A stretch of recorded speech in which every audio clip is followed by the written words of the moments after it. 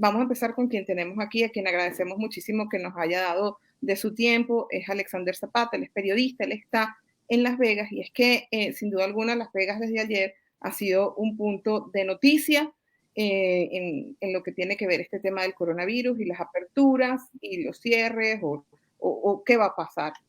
Una entrevista muy controversial que dio la alcaldesa de la ciudad, pedía que se abrieran de inmediato los casinos y bueno, por eso quisimos invitar a Alexander para saber qué se ha dicho hoy, qué opina la gente. Alexander, ¿cuál es la situación real en Las Vegas? Bueno, primero que nada agradecerles la oportunidad de estar con ustedes acá en su plataforma. Es un honor para mí poder compartir con su audiencia. Y bueno, para comenzar a hablar de esto tendríamos que remontarnos al inicio del cierre de negocios no esenciales que comenzó en el estado de Nevada el pasado 17 de marzo y que desde entonces la alcaldesa de Las Vegas, que se llama Carolyn Goodman, había dicho que no estaba de acuerdo. Básicamente ella decía que tan solo 15 días era suficiente. Y se asomaba una pequeña batalla entre la alcaldesa de la ciudad de Las Vegas, que evidentemente es el centro más poblado en el estado de Nevada, y el gobernador, que es Steve Sisolak. Desde entonces ella tenía esa opinión, pero recientemente la tensión incrementó cuando el pasado 15 de abril la alcaldesa llamó al cierre una completa locura, que no había ningún sentido en mantener la ciudad cerrada, que solo el 1% de la población iba a perder la vida, y acá la estoy citando porque recientemente es una historia de ello. Dijo que no podíamos colocar nuestra cabeza dentro de la tierra, que había que enfrentarlo, que el virus no se iba a ir a ninguna parte y que evidentemente había un alto impacto desde el punto de vista económico negativo, cosa que es cierto, en el estado de Nevada. Para poner esto en perspectiva rápidamente, en Nevada durante el 2009 y el 2010 cerca de 300.000 personas aplicaron el desempleo. Estamos hablando de la última crisis económica. Durante este primer mes de cierre, más de 300.000 personas aplicaron al desempleo, es decir, en un mes llegamos a cifras del 2009 y el 2010 en todo el año. Esto no incluye, por supuesto, a la población indocumentada, que también forma parte del grueso laboral del estado de Nevada. Entonces, el impacto económico es real, pero por el otro lado está la postura del gobernador. ¿Qué pasa? El gobernador dice, si yo abro la ciudad de Las Vegas o si yo abro la industria de los casinos, tanto al norte como al sur, en Reno, como en la ciudad de Las Vegas, van a venir millones de visitantes, no solo de los Estados Unidos, sino de todo el mundo, los que Claro, puedan no van venir. a ser solo los locales, ¿no? Es a eso lo que hace referencia. Exactamente. Y estas personas también evidentemente van a irse de Las Vegas a otras ciudades y la situación se puede salir de control. ¿Qué pasa? La ciudad de Las Vegas, cuando comenzó el cierre, tenía el 80% de las camas de cuidados intensivos ocupadas y gran parte de los respiradores artificiales o ventiladores, como le llaman otros, ocupados. El gobernador toma la decisión, según dice, para evitar el colapso del sistema médico, algo que no es nuevo, algo que estaban haciendo todos los gobernadores de estado y en distintas partes del país. Ahora bien, la decisión de mantener el estado cerrado por 30 días, según lo que han explicado expertos médicos o la junta médica que tiene el gobernador, llevó a que ese 80% se convirtiera en cerca del 68% en cuanto a camas de cuidados intensivos. Los hospitales llegaron a un 50% en camas generales y los respiradores artificiales solo un 30%. Es decir, sí se logró cierto avance desde el punto de vista médico de la enfermedad, que hoy en día tenemos exactamente 4.208 casos de coronavirus activos acá en el estado de Nevada y 195 fallecidos.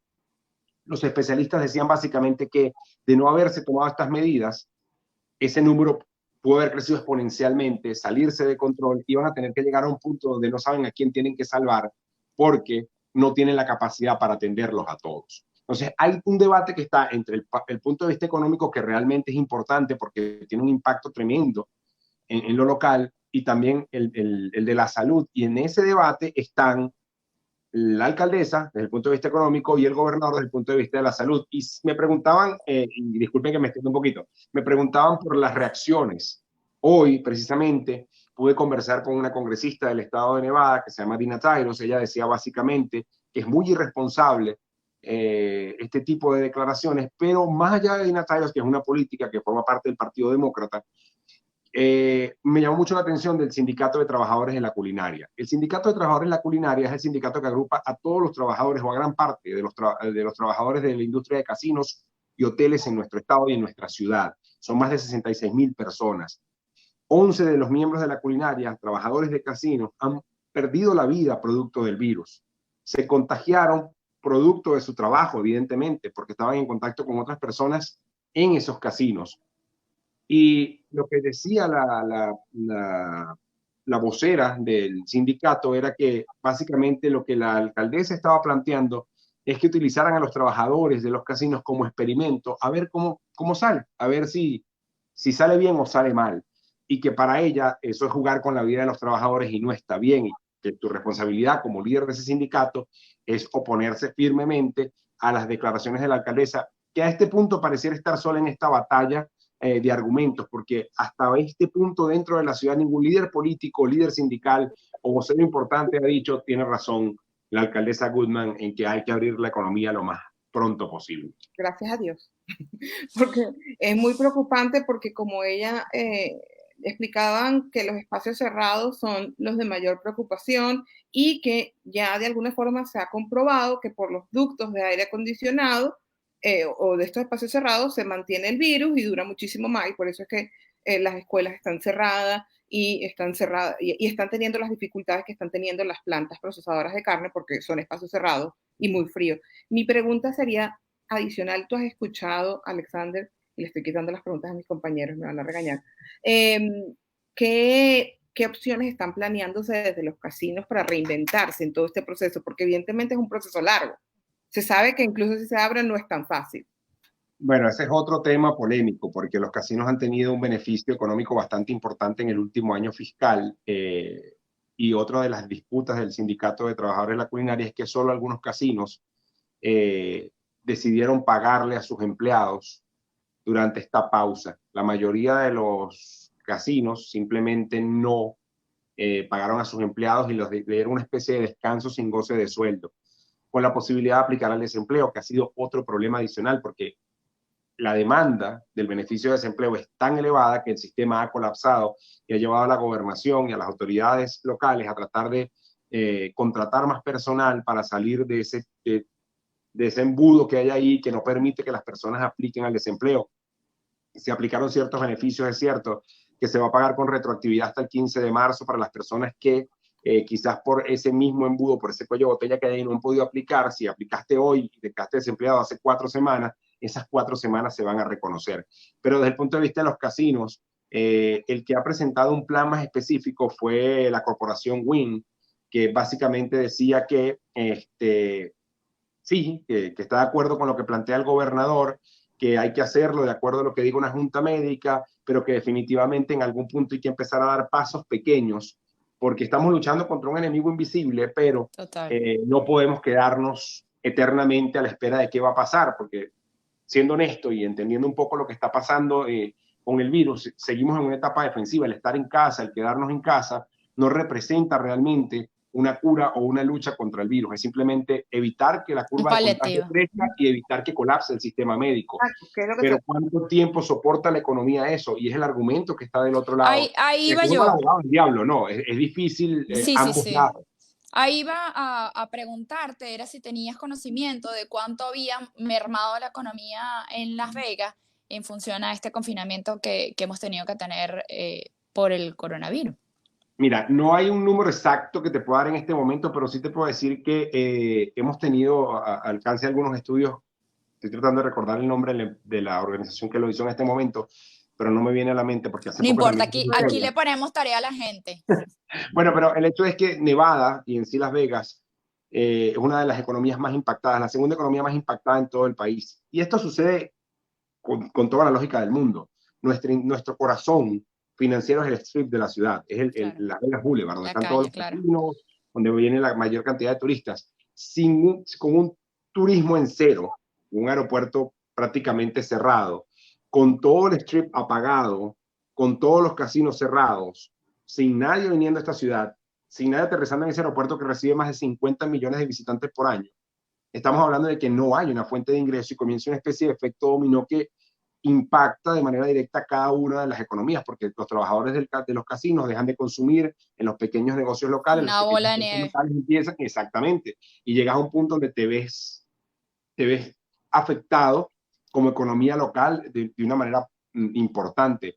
El número más real es el tema del desempleo. O sea, son más de estamos hablando de que en un mes llegamos a la cantidad de desempleados o aplicando el desempleo que tuvimos en el año 2009-2010. Estamos hablando que estamos de la crisis económica que todos sabemos que fue muy importante y que tuvo un gran impacto también en la economía local de nuestro estado. Carlos, Sí, si no te quito el turno. sí, por favor. Sí, Alexander, te quería preguntar, más allá de la alcaldesa que está en esta posición de abrir como sin mucho sustento, hay trabajadores, porque hablamos también ahorita de trabajadores que están en peligro y que han manifestado que están en riesgo. Hay trabajadores que tienen parte de abrir y que podamos tomar en cuenta sus opiniones porque estén basadas en experiencias, en razonamiento, en lógica, en conocimiento de sus áreas de trabajo, que nos permitan decir un poco, como tú dices, vamos a escuchar ahora el abogado del diablo, vamos a escuchar a los que quieren seguir adelante, a los que quieren salir a trabajar porque también tienen su punto de razón. Hay alguien que abogue por ese otro plato de la balanza, vamos a decirlo así. Desde el punto de vista científico, me temo que no, porque desde el punto de vista científico, si le preguntas a cualquier médico, personal de hospitales, te van a decir es una locura. Y es lo que hemos podido escuchar por parte de las autoridades. No es Alexander Zapata el que lo está diciendo, son las autoridades y esas juntas médicas con las que hemos tenido la oportunidad de discutir y conversar. Sin embargo, yo creo que sí hay un plan, y esto me da pie, porque me decía si hay alguien que esté de acuerdo con abrir. Evidentemente sí, hubo una protesta hace poco, donde un importante número de personas salió a manifestar, no solo en Las Vegas, ni en Reno, ni en Nevada, sino en todo el país, pidiendo que se reactiven las economías, porque esto no se va a acabar. Un poco lo que pedía o pide la alcaldesa de acá de la ciudad, pero sí hay un plan. Quizás no es el plan que todos quieren escuchar, quizás no es el plan con el que muchas personas están de acuerdo. Lo que pasa es que en esta situación es muy difícil tener un plan que le ajuste a todo el mundo. O sea, sí, además que se ajusta mucho a los lineamientos federales que vienen de la Casa Blanca, que básicamente cumple con los mismos protocolos. Estamos en varias fases, se habla de 4 fases, nosotros estamos en la fase 0. Y para pasar a la fase 1 necesitaríamos tener 14 días continuos con descenso en lo que es la cantidad de contagios reportados, cosa que no ha comenzado a ocurrir en nuestro estado, a pesar de que tenemos números bajos, sigue creciendo el número. Segundo, la capacidad que tengamos de realizar pruebas, que sigue siendo un problema que tienen todos los estados, pero que ha ido mejorando con el desarrollo de pruebas en institutos locales.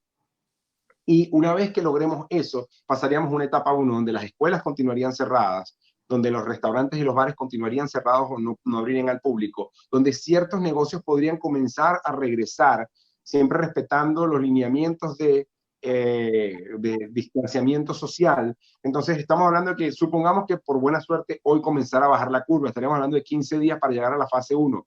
Y para llegar a la fase 2, el gobernador lo dijo, no sabemos ni siquiera qué todavía podemos hablar de una fase 2. Sabemos que va a existir una fase 2, 3 y 4, pero todavía no está definido desde el punto de vista federal y por ende no podemos comenzar a hablar de una fase 2, 3 y 4 cuando ni siquiera estamos cerca de pasar a la fase 1.